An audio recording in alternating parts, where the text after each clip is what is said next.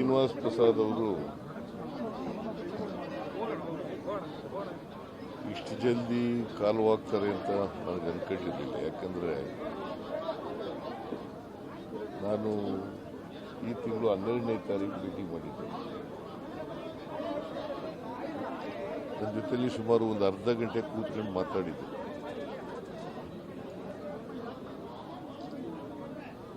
ದೇಶದ ಪಾಲಿಟಿಕ್ಸ್ ಎಲ್ಲ ಮಾತಾಡಿದ್ರು. ಜೊತೆಗೆ ಅವರಿಗೆ ಅವತ್ತು ನಾನು ನೋಡಿದಾಗ ಮೆಂಟಲ್ ಫ್ಯಾಕಲ್ಟಿ ಭಾಳ ಚೆನ್ನಾಗಿತ್ತು, ಜ್ಞಾಪಕ ಶಕ್ತಿ ಭಾಳ ಚೆನ್ನಾಗಿತ್ತು. ನಾನು ಅಂದ್ಕೊಂಡಿದ್ದೆ ಇಷ್ಟು ಬೇಗ ಸಾಯ್ತಾರೆ ಅಂತ ಅಂದ್ಕೊಂಡಿದ್ದೆ. ಆಮೇಲೆ ಮೊನ್ನೆ ನಾನು ಹಾಸ್ಪಿಟ್ಲಿಗೆ ಹೋಗಿದ್ದೆ ನೋಡಲಿಕ್ಕೆ. ಅಷ್ಟೊತ್ತಿಗೆ ಅನ್ಕಾನ್ಸಿಯಸ್ ಆಗಿಬಿಟ್ಟಿದೆ.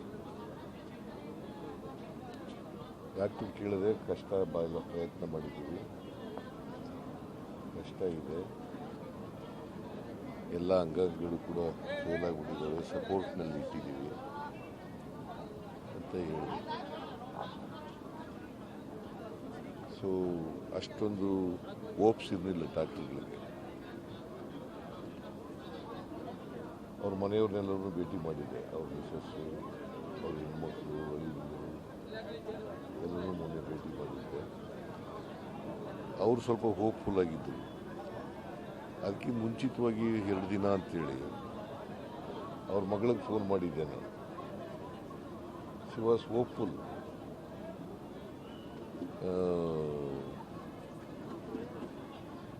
ಇಂಪ್ರೂವ್ ಆಗ್ಬೋದು ಅಂತಕ್ಕಂಥದ್ದು ಮಾತನ್ನು ಹೇಳಿದರು. ಆದರೆ 2 ದಿನ ಆದಮೇಲೆ ಅದು ಇರಲಿಲ್ಲ ಆ ಹೋಪ್ಸ್. ಬಟ್ ಎನಿವೆ 2013 ಜನವರಿನಲ್ಲಿ ಅವ್ರಿಗೆ ಕಿಡ್ನಿ ಟ್ರಾನ್ಸ್ಪ್ಲಾಂಟ್ ಆಗಿತ್ತು. 2013 ಜನವರಿ. 11 ವರ್ಷ ಮ್ಯಾನೇಜ್ ಮಾಡಿದ್ರು. ಸೊ ಟ್ರಾನ್ಸ್ಪ್ಲಾಂಟ್ ಆಗಿದ್ದಂಥ ಕಿಡ್ನಿನೂ ಕೂಡ ಫೇಲ್ ಆಗಿಬಿಟ್ಟಿತ್ತು. ವಿಲ್ ಪವರ್ ಇತ್ತು ಅವರಿಗೆ. ಸೊ ಹಾಗಾಗಿ ಕಿಡ್ನಿ ಟ್ರಾನ್ಸ್ಪ್ಲಾಂಟ್ ಆದಮೇಲೂ ಕೂಡ 11 ವರ್ಷ ಬದುಕಿದ್ರು. ನಾನು ಅವರು ಒಂದೇ ವಯಸ್ಸು.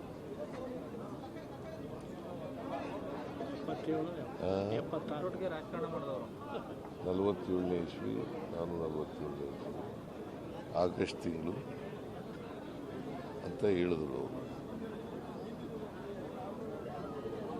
ಬಟ್ ರಾಜಕೀಯದಲ್ಲಿ ನೇರ ನುಡಿಗೆ ಹೆಸರಾದಂಥವ್ರು, ಇದ್ದದನ್ನು ಇದ್ದಾಗೆ ಹೇಳ್ತಕ್ಕಂಥ ಒಂದು ಪ್ರವೃತ್ತಿಯನ್ನು ಬೆಳೆಸ್ಕೊಂಡಿದ್ರು. ಸಮಾಜದಲ್ಲಿರ್ತಕ್ಕಂಥ ಅಸಮಾನತೆ ವಿರುದ್ಧ ಹೋರಾಟ ಮಾಡ್ತಾರೆ. ಜೊತೆಗೆ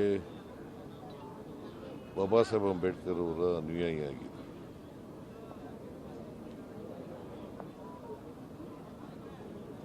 ಸಮಾಜದಲ್ಲಿ ಯಾರ ಮೇಲೆ ಅನ್ಯಾಯ ಆದರೂ ಕೂಡ ಅದನ್ನು ಪ್ರತಿಭಟಿಸ್ತಕ್ಕಂಥ ಒಂದು ಪ್ರವೃತ್ತಿಯನ್ನು ಬೆಳೆಸ್ಕೊಂಡಿದ್ದರು. ಜೀವನದುದ್ದಕ್ಕೂ ಕೂಡ ಅಸಮಾನತೆ ವಿರುದ್ಧ ಹೋರಾಟ ಮಾಡಿದವರು. ಬಾಬಾ ಸಾಹೇಬ್ ಅಂಬೇಡ್ಕರ್ ಅವರ ತತ್ವಾದರ್ಶಗಳನ್ನು ಪಾಲನೆ ಮಾಡ್ತಕ್ಕಂಥದ್ದು. ಅವರು ಕೇಂದ್ರದಲ್ಲಿ ಕೂಡ ಮಂತ್ರಿಯಾಗಿದ್ದರು. ಸೋಲು ಗೆಲುವು ಎಲ್ಲರೂ ಕೂಡ ಕಂಡಿದ್ದರು. ನಾವು ಕಂಡಿದ್ದೀವಿ ಅಂತ ಇಟ್ಟಿದ್ದಾರೆ. ಸೋಲು ಗೆಲುವು ಎಲ್ಲ ಇದೇ ಇರ್ತದೆ. ಸೊ ಅವರು ಕೂಡ ಸೋಲು ಗೆಲುವೆಲ್ಲ ಕಂಡಿದ್ದು. ಭಾಳ ದೀರ್ಘಕಾಲ, ಸುಮಾರು 50 ವರ್ಷಗಳ ಕಾಲ ಆಕ್ಟಿವ್ ಪಾಲಿಟಿಕ್ಸ್ನಲ್ಲಿ 50 ವರ್ಷ ಕಾಲ. ಇತ್ತೀಚೆಗೆ ಅವರು 50 ವರ್ಷ ಮುಗಿದಿದೆ. ನಾನು ಚುನಾವಣೆ ನಿಂತು 5 ವರ್ಷ ಆಗಿದೆ, 50 ವರ್ಷ ಆಗಿದೆ. ಆಕ್ಟಿವ್ ಪಾಲಿಟಿಕ್ಸಿಂದ ರಿಟೈರ್ ಆಗಬೇಕು ಅಂತೇಳಿ ರಿಟೈರ್ ಆಗಿದೆ. ಇತ್ತೀಚೆಗೆ 1 ತಿಂಗಳು, ಒಂದೂವರೆ ತಿಂಗಳಾಗಿದೆ. ನಾನು ಭೇಟಿಯಾದಾಗಲೂ ಕೂಡ ಹೇಳಿದ್ರು, ನಾನು ನಮ್ಮ ಅಭ್ಯರ್ಥಿಯನ್ನು ಬಿಟ್ಟು ಸಪೋರ್ಟ್ ಮಾಡಿ ಅಂತ ಕೇಳಿದಾಗ ಇಲ್ಲ ನಾನು ರಾಜಕೀಯದಿಂದ ನಿವೃತ್ತಿ ಆಗಿದ್ದೀನಿ ಅಂತ ಹೇಳಿದ್ರು. ಯಾರಾದರೂ ಸ್ನೇಹಿತರಿದ್ದರೆ ಬೇಕಾದ್ರೆ ಹೇಳ್ತೀನಿ ಅಂತ ಹೇಳಿದ್ರು. ಬಟ್ ಅವರು ಪಾಪ ನಾನು ಎಲ್ಲೂ ಕೂಡ ಬರಲ್ಲ, ಆಕ್ಟಿವ್ ಪಾಲಿಟಿಕ್ಸಿಂದ ನಿವೃತ್ತಿ ಆಗಿಬಿಟ್ಟಿದ್ದೀನಿ, ಮತ್ತು ನಾನು ಯಾರಿಗೂ ಕ್ಯಾಂಪೇನ್ ಮಾಡಲ್ಲ ಅಂತ ಹೇಳ್ಬಿಟ್ಟಿದ್ದೀನಿ ಅಂತ ಹೇಳಿ. ಬಿ ಜೆ ಪಿಯವ್ರಿಗೂ ಮಾಡಲ್ಲ, ಕಾಂಗ್ರೆಸ್ಗೂ ಮಾಡಲ್ಲ, ಸೊ ಹೋರಾಟದ ಬದುಕನ್ನು ಮಾಡ್ಕೊಂಡ್ಬಂದಿದ್ದೀನಿ. 50 ವರ್ಷಗಳ ಕಾಲ ಹೋರಾಟದ ಬದುಕು, ಅಸಮಾನತೆ ವಿರುದ್ಧ ಹೋರಾಟ ಮಾಡ್ತಕ್ಕಂಥದ್ದು. ಅವರು ಇವತ್ತು ನಮ್ಮನ್ನು ಅಗಲಿದ್ದಾರೆ. ಅವರ ಸಾವಿನಿಂದ ಇಂದು ಕರ್ನಾಟಕ ರಾಜಕಾರಣಕ್ಕೆ ನಷ್ಟ ಆಗಿದೆ ಅಂತೇಳಿ ನನಗನ್ನಿಸುತ್ತೆ. ನೀವು 15 ದಿನಗಳಿಂದ ಭೇಟಿಯಾಗಿದ್ರಿ, ಮೋಸ್ಟ್ಲಿ ಅದೇ ಅವ್ರ ಬದುಕಿನ ಬಹಳ ದೊಡ್ಡ ಸಂತೋಷದ ಕ್ಷಣ. ನೀವು 15 ಡೇಸ್ ಬ್ಯಾಕ್ ಭೇಟಿಯಾಗಿದ್ರೆ ಅವ್ರ ಬದುಕಿನ ಬಹಳ ದೊಡ್ಡ ಸಂತೋಷದ ಕ್ಷಣ ಏನೋ ಜೀವನದ ಅನ್ಸುತ್ತೆ. ಅದೆಲ್ಲ ಹೇಳಲಿಲ್ಲಪ್ಪ ಅವರು, ಅವೆಲ್ಲ ರಾಜಕೀಯ ಮಾತಾಡಿದ್ರು ಹೊರತು ನನಗೆ ಸಂತೋಷದ ಕ್ಷಣ ರಾಜಕೀಯದಲ್ಲಿ ಸಂತೋಷ ಕ್ಷಣ ಅನ್ನೋದು ಭಾಳ ಕಡಿಮೆ. ಹೋರಾಟ ಮಾಡುವಾಗ ಸಾಮಾಜಿಕ ನ್ಯಾಯ, ಅಸಮಾನತೆ ವಿರುದ್ಧ ಹೋರಾಟ ಮಾಡುವಾಗ ಸಂತೋಷದ ಕ್ಷಣಗಳು ಭಾಳ ಕಡಿಮೆ. ಅವರು ನನ್ನ ಜೊತೆ ಏನು ಮಾತಾಡ್ತಾರೆ. ಅವರು ಹೇಳಿದ್ರು ಸರ್, ನಿಮ್ಮನ್ನ ಭೇಟಿ ಮಾಡಿದ್ರೆ ತಮಗೆ ಸಂತೋಷ ಅಂತ ಅವರೇ ಹೇಳಿದ್ರು, ತುಂಬಾ ಸಂತೋಷದ ಕ್ಷಣ ಅಂತ ಹೇಳಿದ್ರು. ಅಲ್ಲ, ಅದು ಭಾಳ ವರ್ಷ ನಾನು ಅವರು ಭೇಟಿಯಾಗಿರಲಿಲ್ಲ, ಭಾಳ ವರ್ಷದ ನಂತರ ಭೇಟಿಯಾಗಿದ್ವಲ್ಲ, ಅದಕ್ಕೆ ಹೇಳಿದ್ರು. ನಮಗೂ ಕೂಡ ಒಂದು ಸಮಾಧಾನ ಅನಿಸ್ತಾ. ಹೌದೌದು,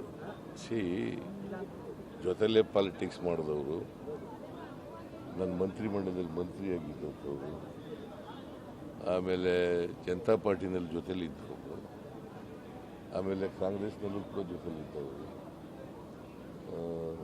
ನನ್ನ ಸಹೋದ್ಯೋಗಿಯಾಗಿದ್ದವರು. ಸೊ ಹಾಗಾಗಿ ಅಂಥವ್ರನ್ನ ಕಳ್ಕೊಂಡಾಗ ಭಾಳ ದುಃಖ ಆಗೇ ಆಯಿತು. ಬಟ್ ಇವತ್ತು ನೋಡ್ತಿದ್ದಂಗೆ ಹೇಳಿದ್ರಿ, ಕಾಲನ್ನ ನೆಗ್ಲೆಕ್ಟ್ ಮಾಡಬೇಡಿ ಅಂತ, ಹುಷಾರು ಅಂತ ಇಮಿಡಿಯೇಟ್ ಆಗಿ ನಿಮ್ದು. ಹೌದೌದು, ನಾನು ಹೇಳಿದೆ ಇದು ಶುಗರ್ ಇರೋದ್ರಿಂದ ಡೋಂಟ್ ನೆಗ್ಲೆಕ್ಟ್ ಇಟ್ ಅಂತ ಹೇಳಿ ಗಾಯ ವಾಸಿ ಮಾಡ್ಕೊಳ್ಳಿ. ಅದರಿಂದಲೇ ಆ ಗಾಯದಿಂದಲೇ ಅವ್ರಿಗೆ ಪಸ್ ಎಲ್ಲ ಆಗ್ಬಿಟ್ಟು ತೊಂದರೆ ಆಗಿರೋದು. ಕುಟುಂಬಸ್ಥರು ಏನಾದರೂ ಮನವಿ ಮಾಡ್ಕೊಂಡಿದ್ದೀರಾ ಸರ್? ಕುಟುಂಬಸ್ಥರು ಏನಾದರೂ ಮನವಿ ಮಾಡ್ಕೊಂಡಿದ್ದೀರಾ? ಈ ಸ್ಮಾರಕ ಭವನ ಆಗ್ಬೇಕು ಏನಾದ್ರು ಮನವಿಯನ್ನು ಮಾಡ್ಕೊಂಡಿದ್ದಾರೆ ಕುಟುಂಬಸ್ಥರ ಜೊತೆ? ಅವ್ರು ಯಾರೋ ಹೇಳಿದ್ರು ಒಬ್ಬರು, ಅದನ್ನೆಲ್ಲ ಈ ಮೊದಲು ಇದೆಲ್ಲ ಕ್ರಿಮೇಷನ್ ಎಲ್ಲ ಮಾಡಿ ಆಮೇಲೆ ಮಾತಾಡೋಣ.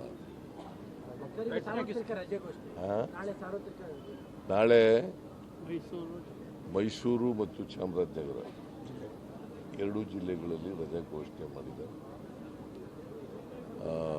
ಮತ್ತು ಸ್ಟೇಟ್ ಆನರ್ ಕೊಡಲಿಕ್ಕೆ ಹೇಳಿದ್ದೀನಿ. ಸ್ಟೇಟ್ ಆನರ್ ಕೊಡೋದು ರಜಾ ಮೈಸೂರು ಜಿಲ್ಲೆ ಮತ್ತು ಚಾಮರಾಜನಗರ ಜಿಲ್ಲೆ ಎರಡೂ ಜಿಲ್ಲೆಗಳಿಗೆ ರಜಾ, ಸರ್ಕಾರಿ ರಜಾ ಕೊಡ್ತಕ್ಕಂಥದ್ದು. ಸೊ ಒಬ್ಬ ಸ್ನೇಹಿತನನ್ನು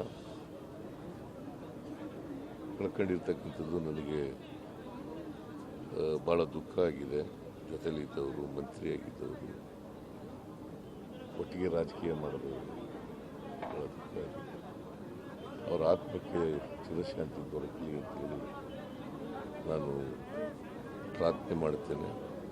ಅವರ ಕುಟುಂಬ ವರ್ಗದವರಿಗೆ ಅವ್ರ ಸಾವು ದುಃಖ ಭರಿಸ್ತಕ್ಕಂಥ ಶಕ್ತಿ ಕೊಡಲಿ ಅಂತೇಳಿ ದೇವರಲ್ಲಿ ಪ್ರಾರ್ಥನೆ. ಇಲ್ಲ, ಈಗ ಹೊರಟಿದ್ದೀನಿ, ನಾಳೆ ಗೋಕಾಕು